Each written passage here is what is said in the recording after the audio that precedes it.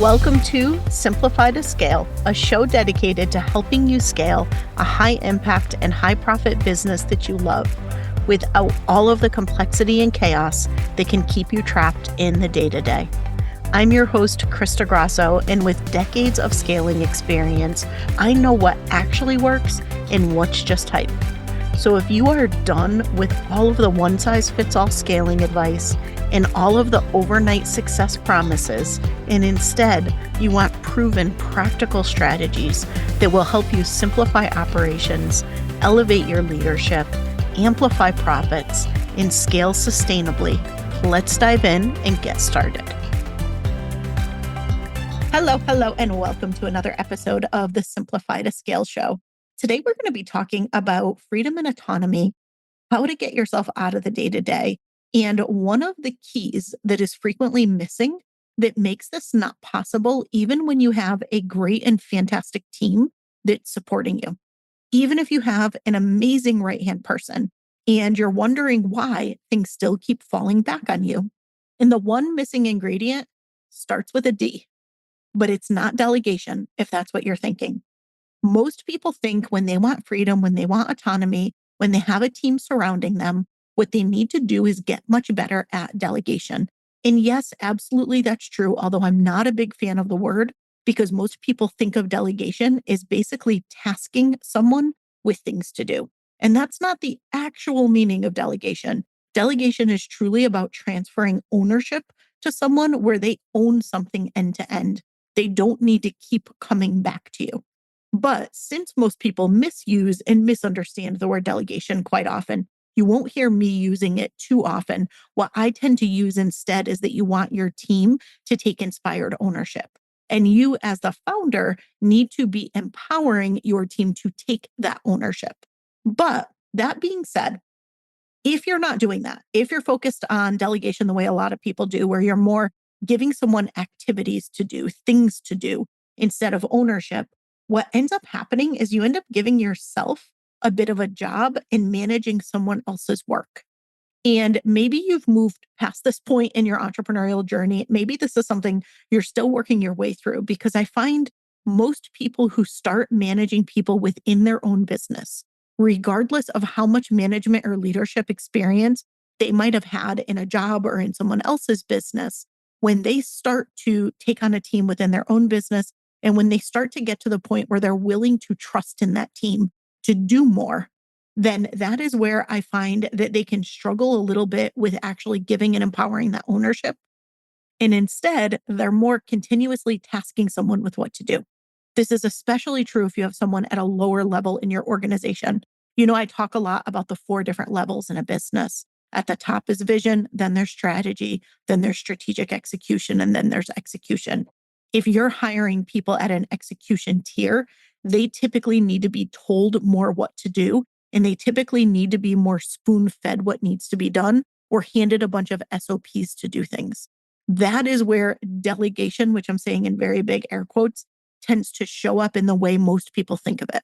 Whereas what I always recommend is that you're hiring people at more of a strategic execution level who can take ownership, who can own things, who can really move things forward and make those strategic plans or even decisions without you having to be involved in everything. But just because you might have someone at a strategic execution level does not always mean that you are empowering them to do what they are capable of doing. And that creates more dependence on you.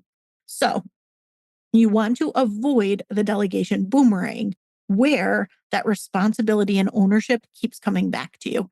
Maybe they go off and do the thing you asked them to do, but then they need to come back to you with questions, or they need to come back to you when they finished it and they need the next thing to do, right? You, again, will have to do that a bit if you've got people at an execution level, which is why I recommend strategic execution and up only. But that being said, you also want to shift the way you think about delegation to understanding that it's fully about ownership.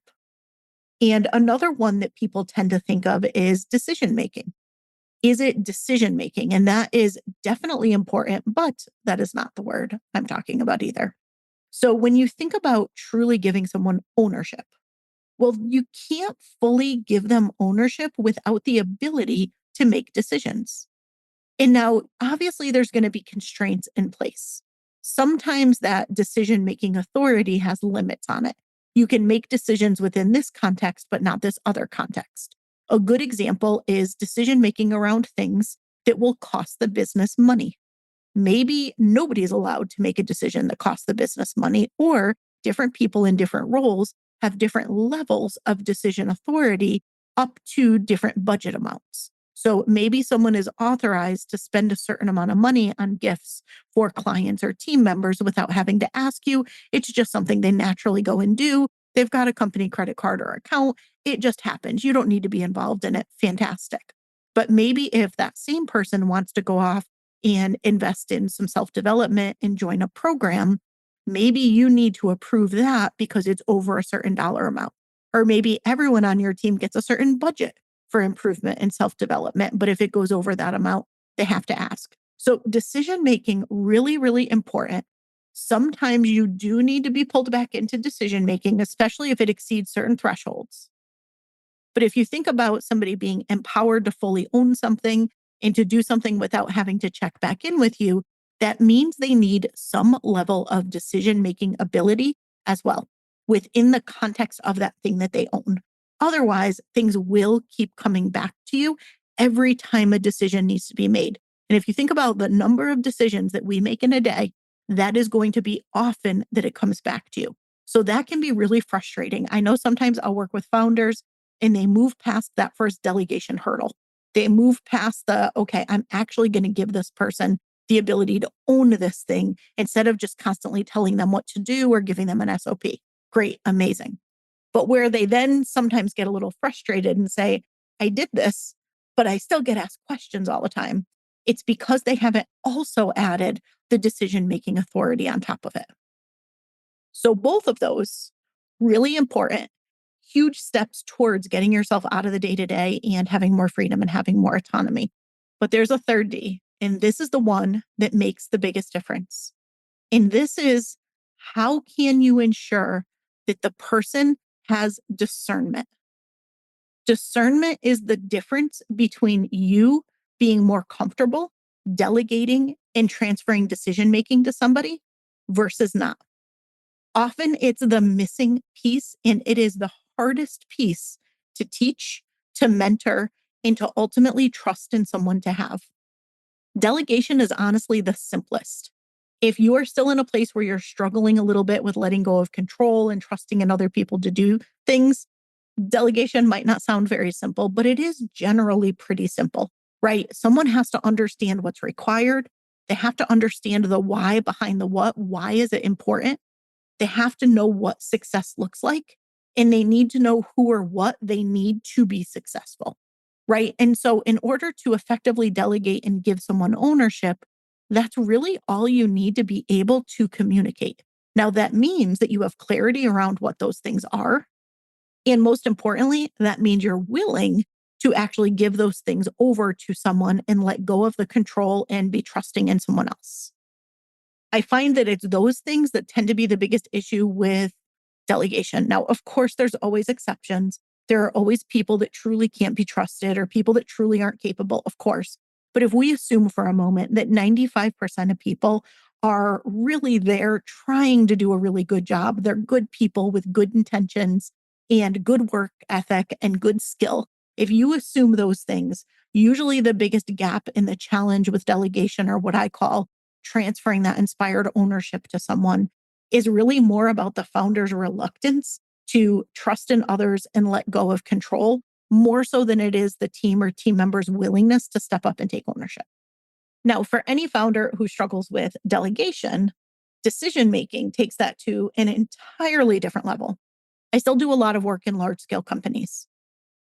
And when I'm working with a mid-sized to large scale business, and I go in and we start doing team transformation and we start talking about things like decision making and autonomy for the team, all of a sudden leadership has a panic attack.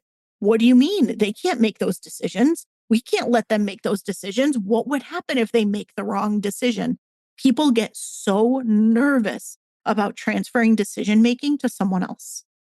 And what's really fascinating is you would think that the team itself would want that autonomy. They would want the decision-making rights. And some teams I work with do, but it is not uncommon that I work with a team who is terrified of having autonomy. They're terrified of having to make the decisions because what if they get it wrong? And that tends to come in a culture that's not very trusting of their people. And so the people learn, well, maybe I can't be trusted. Maybe this decision is such a big deal that what if I do get it wrong? If they haven't trusted us to do this all along, then maybe I shouldn't be trusted to do this. There's always those that are just frustrated that they can't just do it because they see the simplicity in it. If they just get out of my way and I could just make this decision, we could be so much more effective and so much more efficient and get it done. And why do they keep putting these roadblocks up in place around us? But there's other people who are more hesitant and more guarded and more concerned and thinking, what if I do make the wrong decision? And it's really fascinating when I work with these big teams and teams of teams, and you start to see the different personalities emerge. And you could pick up on a company culture really quickly when you go into a team and that team is super willing and able and anxious to start taking on those decisions in a positive way versus those who are really hesitant and really reluctant and really worried about taking on the decisions in less of a positive way. And so when you think about your current team, when you think about that ability to transition ownership of decisions to your team, how does that make you feel?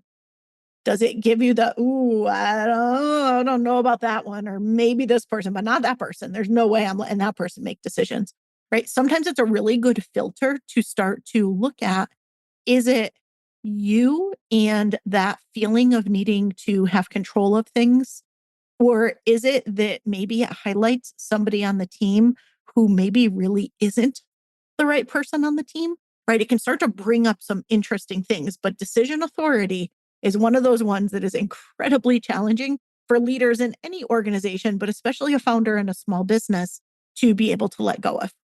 Now, the one thing that I will say about that is if you think about the decision authority that you are giving someone, usually we are not saving lives here. We are not in the middle of surgery where it's a life or death decision if someone makes a bad call. Most of the times, even giving someone decision-making capability wouldn't even influence a sale or wouldn't even influence a client leaving.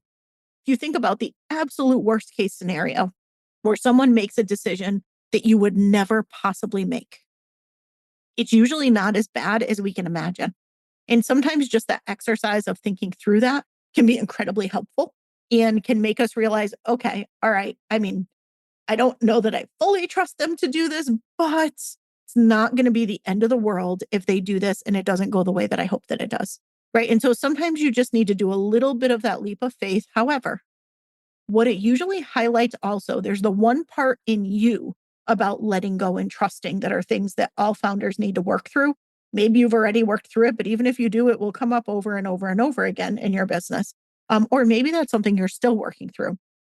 But what it typically also means is it's a sign of not fully trusting in the person's ability to make good decisions, which comes down to discernment. If you trusted that a person understood the way that you think, understood the vision, the mission, the values of the business, understood the goals and where you were going and your current priorities, if you thought that the person had enough context and enough passion and commitment to the business, they were fully all in and invested in doing the right thing and had the right container and guidelines in place to do the right thing, would you feel differently about that decision making? Oftentimes, yes. Oftentimes, reluctance around decision making, once you get past that personal roadblock of not wanting to let go of control or fearing someone else won't do something as good as you will. A lot of times, what it really raises is discernment. And the reason why I say discernment is one of the most critical things possible is because in order for someone to be able to be discerning, which that discernment is what ultimately allows them to make good decisions, it requires from you something different from the others. From the others, you could, in theory, give a process. You could, in theory, give an SOP. You can say, here's what success looks like. Here are the steps that you need to follow. In scenario A, you make this decision. In scenario B, you make this decision. That still isn't all that trusting. That's more scripting things out for people. And typically, as soon as scenario E shows up that isn't one of the documented things, that person is right back to asking you a question. So you didn't fully transfer ownership to them. You just gave them a bit of a rubric to go and make decisions within, following some existing guidelines and steps. Whereas discernment means you're willing to go beyond that and actually teach someone how to think. If you want someone to be discerning, they have to understand all of those things that I mentioned. They have to understand the business inside and out. They have to know why you exist. They have to know who you serve. They have to know who you don't serve. They have to know who is a right fit and who is a wrong fit. They have to know your style. They have to know your tone. They have to know all of the different bits and pieces, as well as how you go about making decisions. The goal isn't that they make the exact same decision that you make necessarily. It's that they understand your thinking process and they're able to think in a way that can lead them to the right decision, given the context that they have and given everything that they know. So that decision is in alignment with the vision, the values, the mission of the business, and the direction that you're currently going in. And discernment is hard to teach because sometimes we just know. So we make the right decision, but we don't necessarily know internally what questions we were subconsciously asking ourselves or processing through so quickly where we weren't even really fully aware of them. We aren't always thinking about all of the multiple scenarios that we've experienced in the past, or all of our training, or all of our cycles of doing something that allow us to make a really quick decision where someone else might not have that same depth or breadth of experience as you do.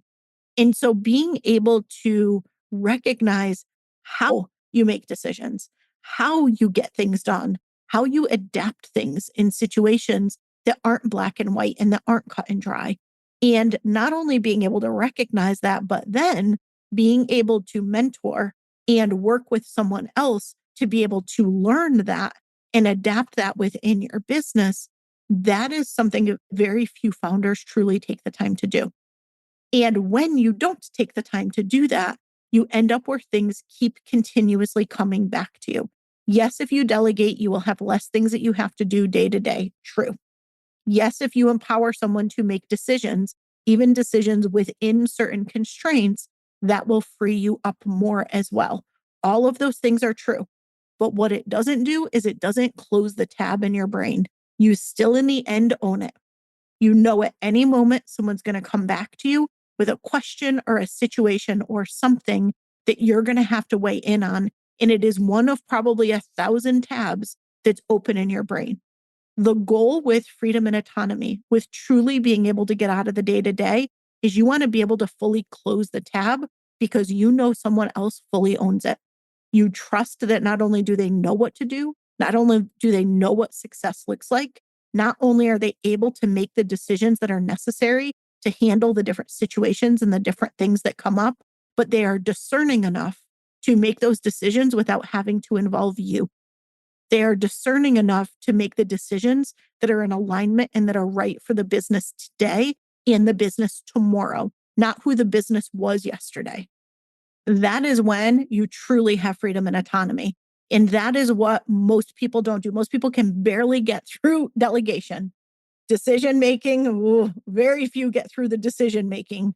And then even fewer really focus in on discernment. And that is why so many founders stay trapped in the day to day or stay unable to be fully present outside of work when they're doing something because they're just waiting. It's podcast day. Is something going to ping me and ask me a question about the podcast? I should check and make sure that that was posted right. I wonder if so-and-so got emailed when they were supposed to get emailed. It's these little things that you're not even fully conscious of sometimes that are just pinging in the back of your brain all the time that keep your presence from not being there when you're outside of work, or that just make it so that the hamster runs in your mind at night when you should be sleeping, or why you always have that unsettled feeling like something is wrong or could go wrong at any given second. So if you find too much is still dependent on you, another D word, right? Too much dependence on you. You do not yet have the freedom and autonomy that you want in business. you are not yet able to fully remove yourself from the day-to-day. First things first, make sure that you can transfer ownership to someone else. Make sure that you are clear on what success looks like, what's needed, why something is done, and start transferring that true ownership rather than just delegating tasks to someone. If you only have someone you could delegate tasks to, it's time to up-level your team and start building a team at the strategic execution level as opposed to the execution level. But that being said, start there. Then look at your decision making and look at, okay, now that they own the doing, how can I make sure that they can also own the decisions around the doing? And maybe you need to put some constraints in place in the beginning and you loosen those over time and continue to give more authority, more empowered ownership. Great, fantastic. You can do that if you need to, but you will never fully get there if you do not work on and mentor them on the discernment piece. If you do not help them have all of the context and all of the knowledge that they need to be able to be discerning and make the right decisions for the business. But when you do, when you can figure this out, it's such a game changer in your business. It is what actually makes it possible to get out of the day-to-day and shift your focus to whatever is calling you next. So I hope you got a lot of value out of this episode. If you know anyone else who needs to hear this, please do share it with them, and I will see you again next week. Thanks so much for tuning in to this week's episode of Simplify to Scale. If you'd like to take things further, I invite you to join me for my Scale Smarter, Not Harder interactive workshop. Head to strategicopsinstitute.com/scale smarter to get registered. Not only will we dive into what might be keeping you trapped in the day-to-day, but you'll have the opportunity to ask me your questions live. If you got value out of today's episode, I'd love if you'd take a moment and rate and review the show so more businesses can learn to scale more simply and sustainably. Be sure to subscribe so you never miss an episode, and I'll see you again next week.